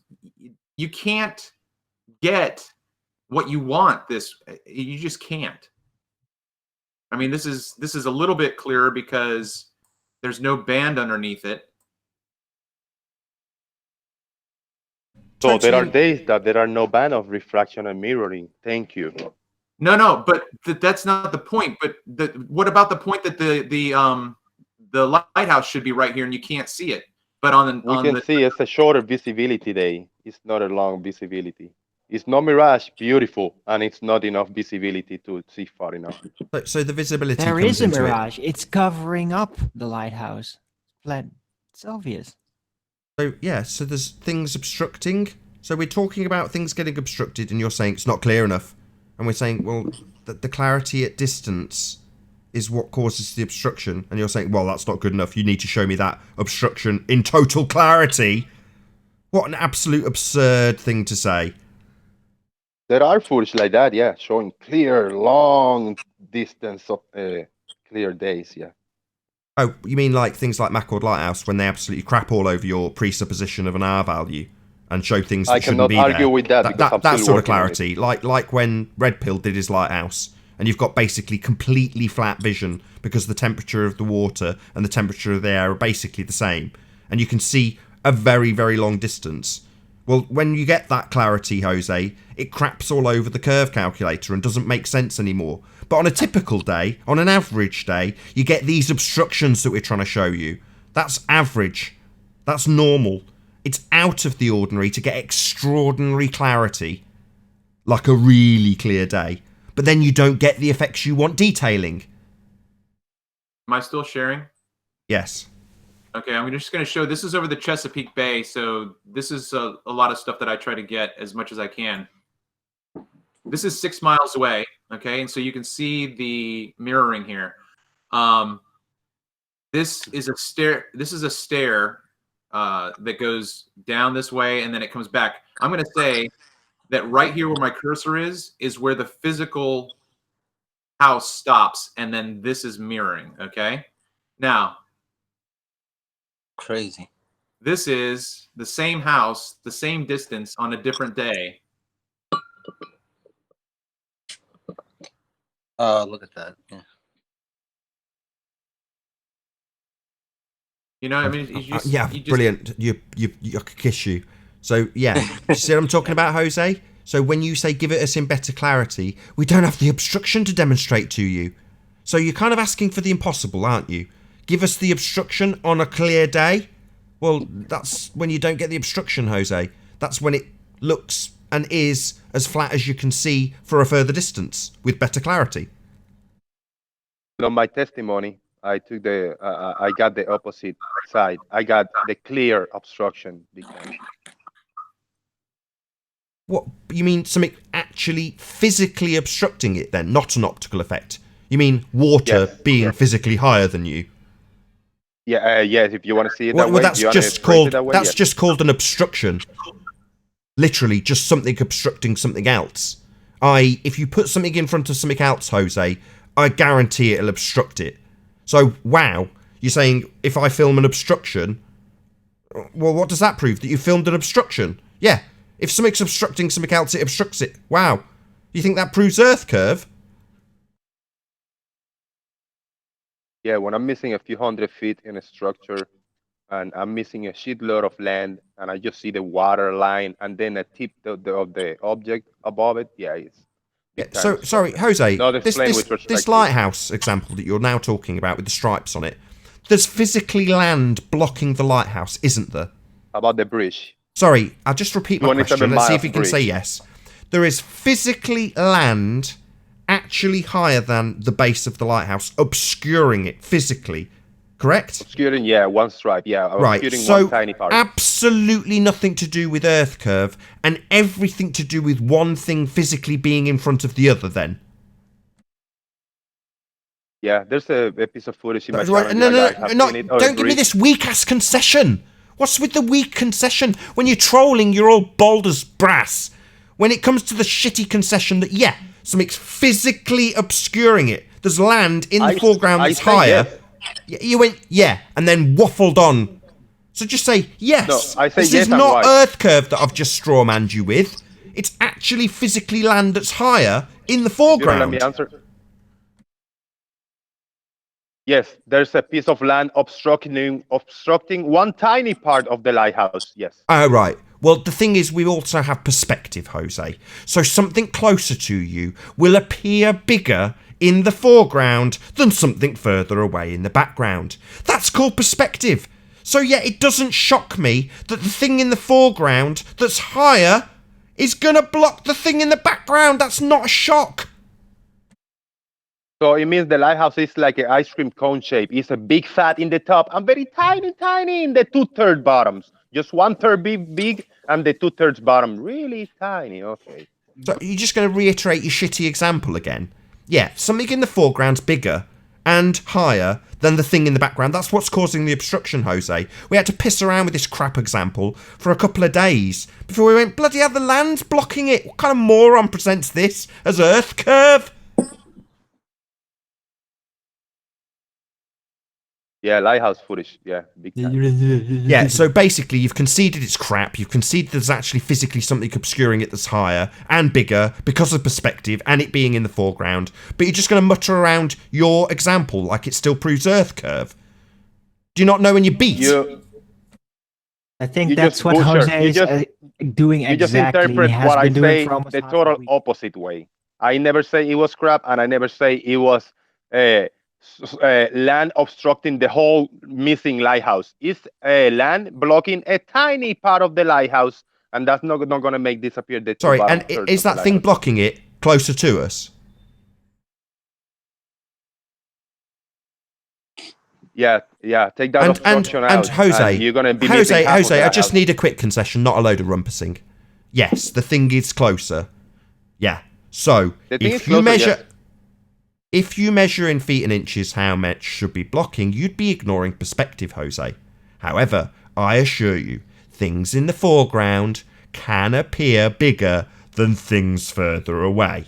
That's called perspective. Oh, I can. So oh my bad, I was talking. Yeah, it's okay, you've turned into a complete cunt. Do you realise that, Jose? You've basically turned into Rumpus. With your shit examples, you'll assert over and over again while we rip them to shreds. And you'll Rumpus us ripping them to shreds because you don't want to hear it. And you don't want the audience to hear it. So you'll Rumpus over the top. Yeah, I'm going to take it apart if it takes all day. Like I took it apart last time. Like we'll take it apart when you assert it again in a week. Yeah, it's crap. There's something in the foreground that's physically bigger than the thing in the background. Why? Because things in the foreground can appear bigger, Jose. So if you've not got to present this image, let's kick him out. So what a cunt. Piss off. Get out. Come back when you learn how to shut the fuck up.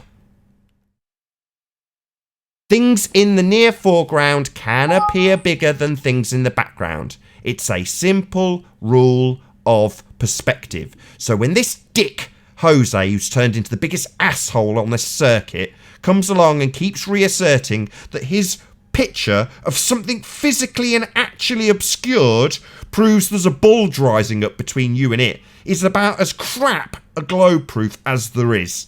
Total garbage. This is the third time we've taken it to part, and he just rumpuses us. That's all he's got. To pick up their crap traits and rumpus while we take it apart for the third time. What an asshole.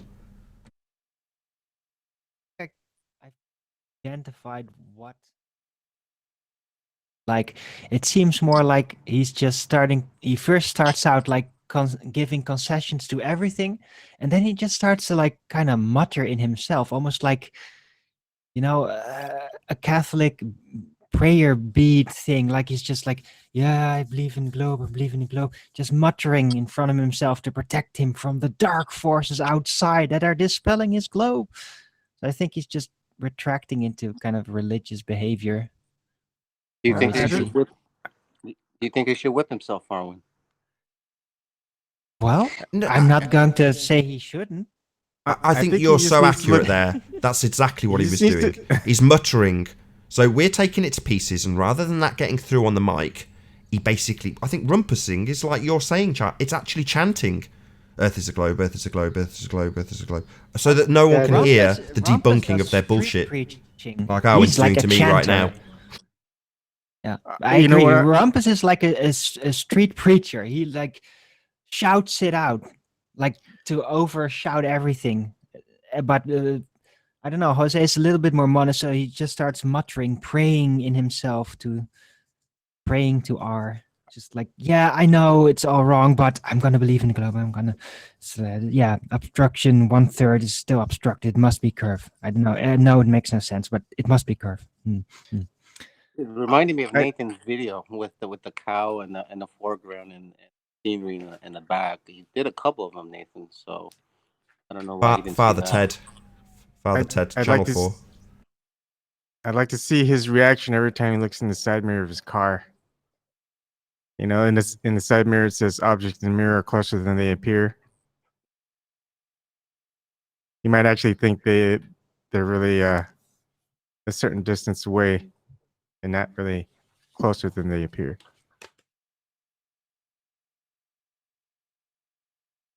I don't know why Jose's become so annoying. I think it's because he was on our side at one side, and when he does their tactics and rumpuses and things, it just really grates. You know, I had quite a good bit of fun on the last show when everyone got sniped, and it was just basically me and Rumpus. I know his tactics. That's Rumpus's trait, right? So you just laugh at it. You know what he's doing, and you just laugh at it. But when someone like Jose does it, it's just like, I had respect for you. Why are you doing this to us? Yep. Exactly how I feel about it. He's still on screen, Travis. I'd love you to actually round this out with a really cracking example that I can see you've gone to quite a lot of effort to put up. Can we actually do it? So are we on the air? No, but we are After recording. show. After show. Oh, that's right. Okay.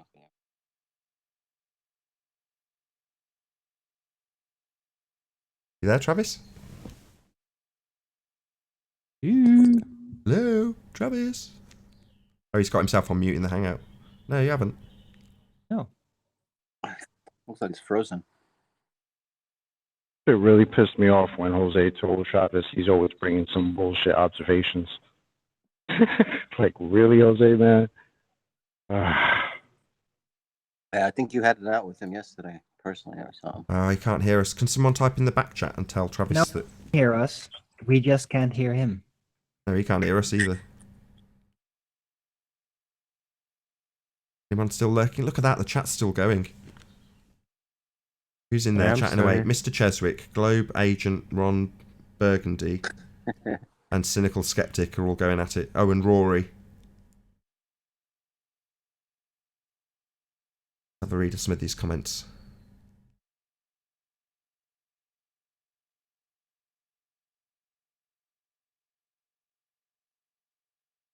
Weird. Maybe his mic disconnected or something. He'll figure it out. I'll give him a couple of minutes, and if he doesn't sort it, I'll round out the after show.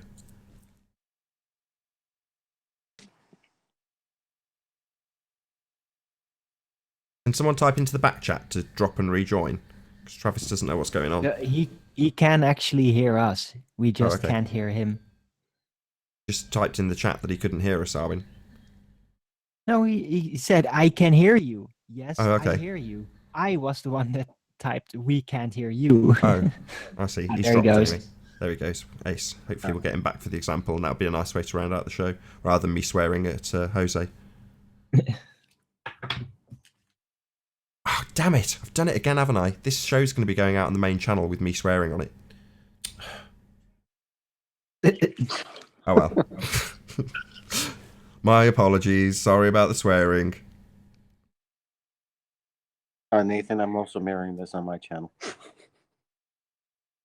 It would be kind of cool, though, if just like Google or YouTube has this system where you can auto-erase copyright claimed songs, that you can actually retroactively like beep out swear words. There was an auto option for that. That would be awesome. Kind of wonky.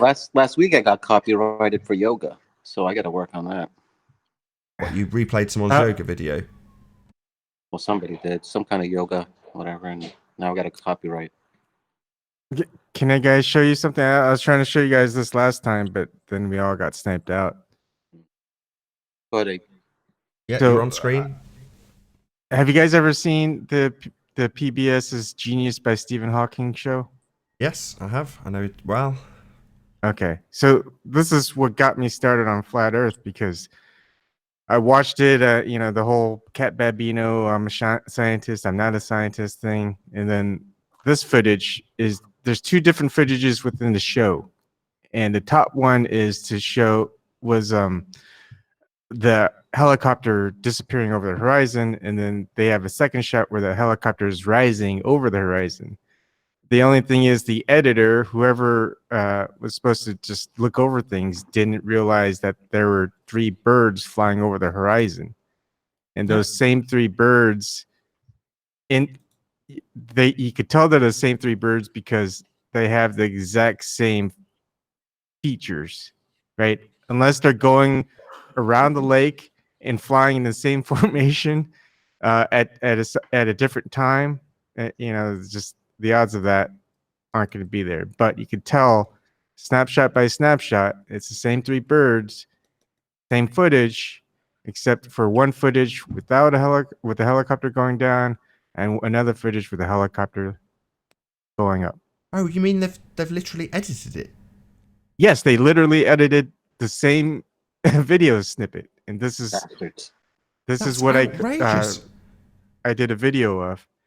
And they're definitely over. And well, that one gives it away where the one on the far right's faded. Oh Yeah. my god! I mean, I made sure to make the snapshot so you could see the same 3 birds in the same 3 positions, but you get different video footage of the helicopter. They're complete frauds. Yeah. Wow. And so for me, it was like, if they have to fake it, they're lying. Yeah, you shouldn't need to fake it. Exactly. Well, I mean, isn't assuming are and begging the question enough? No, gotta fake it too. But how did they fake it? Did they edit it, or did they cut out another piece of footage? It's on screen now, and if you look right in the circle, can you see the 2 circles? Right. Well, what I can see is 2 identical frames, top and bottom, but one's got a helicopter in and one hasn't. Okay. Sorry, I could put it back into whatever position you want. So they've literally edited. Oh, wait a minute. They filmed it and then with? Yeah, if you look at the entire video here, I'll show you. I'll play it back. And then edited over it. The empty part. So this is the original video, and they're filming the helicopter going down. And you'll see it go. Now you'll look at the 3 birds. They'll fly across, right? All right. So it's going to skip to another portion of the same episode where they're flying up now, and they're going to see. Okay, can you see it's going up? And so he looks, and then watch. They're going to use that same snippet of video really quickly with the helicopter going up. But see those 3 birds? Oh! Holy Right? shit! And so I have it again where you could slow it down. Oh my god! So, but it's slightly offsync the video. The editor I had to use. So this I had to do snapshot by snapshot where you could totally see the same formation of the 3 birds as they're going across the water frame by frame. While that was the first video part that you saw with the helicopter going down. This is with the helicopter going up. That is crazy. Do you have a link for this, even? Yeah, it's my video. All the details are there. Yeah, and the water pattern is also the same. Or do you have the name to it, or just look at it? Look at the water pattern. It's exactly the same water pattern. Everything. Look in the link, or the group chat. It's in Google Hangouts group chat. All right, it's fine. Thank you. Yes. Look, the water pattern, the ripples and everything are identical. Yeah. Identical in every detail. Crazy. I mean, the credit goes to other people because some other people caught this, except they didn't do a frame by frame matching up exactly. And I just took the time to do it because I thought it was worth it. It just so this is like kind of into the category of copy pasting the same clouds in evidence. Yeah, it's just amazing. It's like they're too lazy to even get a separate footage. I mean, they could use any footage at that time because that first video had a lot of, areas where there weren't any birds flying across, but they just happened to reuse the same video snippet where the same 3 birds were going across, which is just whoever was the editor, he's probably dead now or fired. Because it's otherwise it'd be almost difficult to catch a video edit like this. If those 3 birds didn't exist, even matching up the water, it's difficult.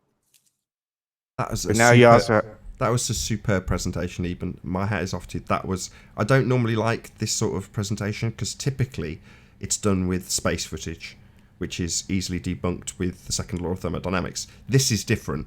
This is ground-based, something that we could genuinely go out and replicate. So therefore, you've got to pick it apart in a very different way. But to spot an overt fraud, that's cool. Well done. Thanks. Indeed. Are you with us, Travis, now? Thank you, Eben, for that presentation. Yeah, I don't know why my mic dropped. Can you hear me? Yeah, we hear you. We can hear you. Good. Loud and Yeah, clear. I don't know.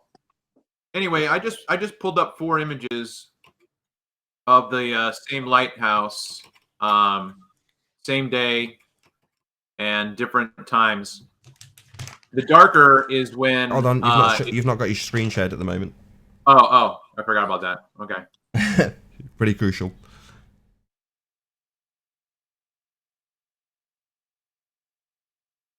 Once Travis has got this done, I'll round out this show.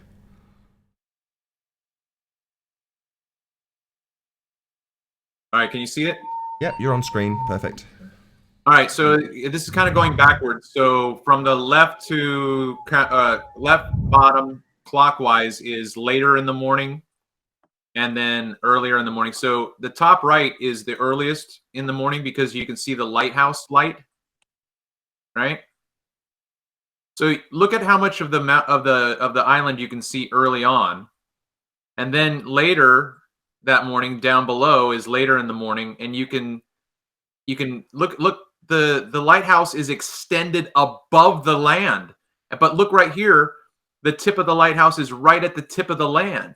So you would have thought that the lighthouse would be extending up higher. I mean, so you not only do you have the reduction of the landmass, you have a magnification of the lighthouse. You've got 2 things going on. You've got a reduction of the landmass, and then you've got the lighthouse being magnified because look how big it is. And then this is a later one here too. You've got landmass being produced above the lighthouse. How is land above the lighthouse? I'd like to know. So I mean, this is something to just be amazed by, rather than critique and bitch and moan. I mean, this is like capturing a Bigfoot, in my opinion. Right, you're capturing optical effects that are considered rare because they're not often photographed because people aren't out looking for them at the horizon, right? Who's out looking at a tiny little dot that is the lighthouse in the distance to see how much bigger it gets as the time progresses? Well, no one. That's the answer. But what you're demonstrating is precisely what Jose was asking for. What causes the obstruction? Well, in this instance, atmospherics. And then when he gives you his verbal diarrhea about lowering your angle and the angle of bullshit and things like that, you're like, right, so you do understand these concepts. They have been explained and actually done by you, but you're now just going to pour smudge on them. You're like, so frustrating.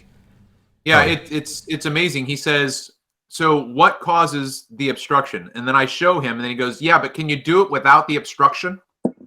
Yeah, it's not clear enough. It's like, well, the clarity is what we're trying to achieve in terms of demonstrating the atmospheric version, at least, of an obstruction at the horizon.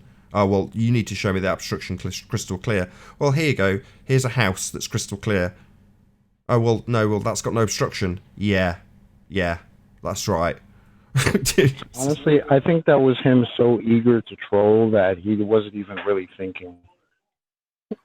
Honestly, to me, that's what it seemed like. Could be wrong, but yeah, but I expect better of him. Jose's not dumb. I don't know, man. I mean, that's. I don't know. I'll leave it at that. Maybe I'm expecting too much. Maybe he is dumb. That's why I left it at that, because I don't know.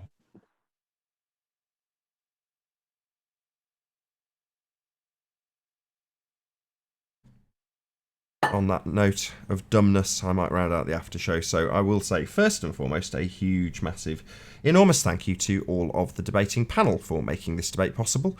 And of course, a massive thank you to all of you in the Nathan Oakley 1980 premiering stream for hopefully sharing, super chatting, and enjoying this feed. If you'd like to keep yourself amused after the stream has ended, then go to nathanoakley.com and check out the Flat Earth Debate Forum to keep up to date with the community debate. I've been Nathan Oakley, and I'll see you all in the next video. Oh, what a day! What a lovely day!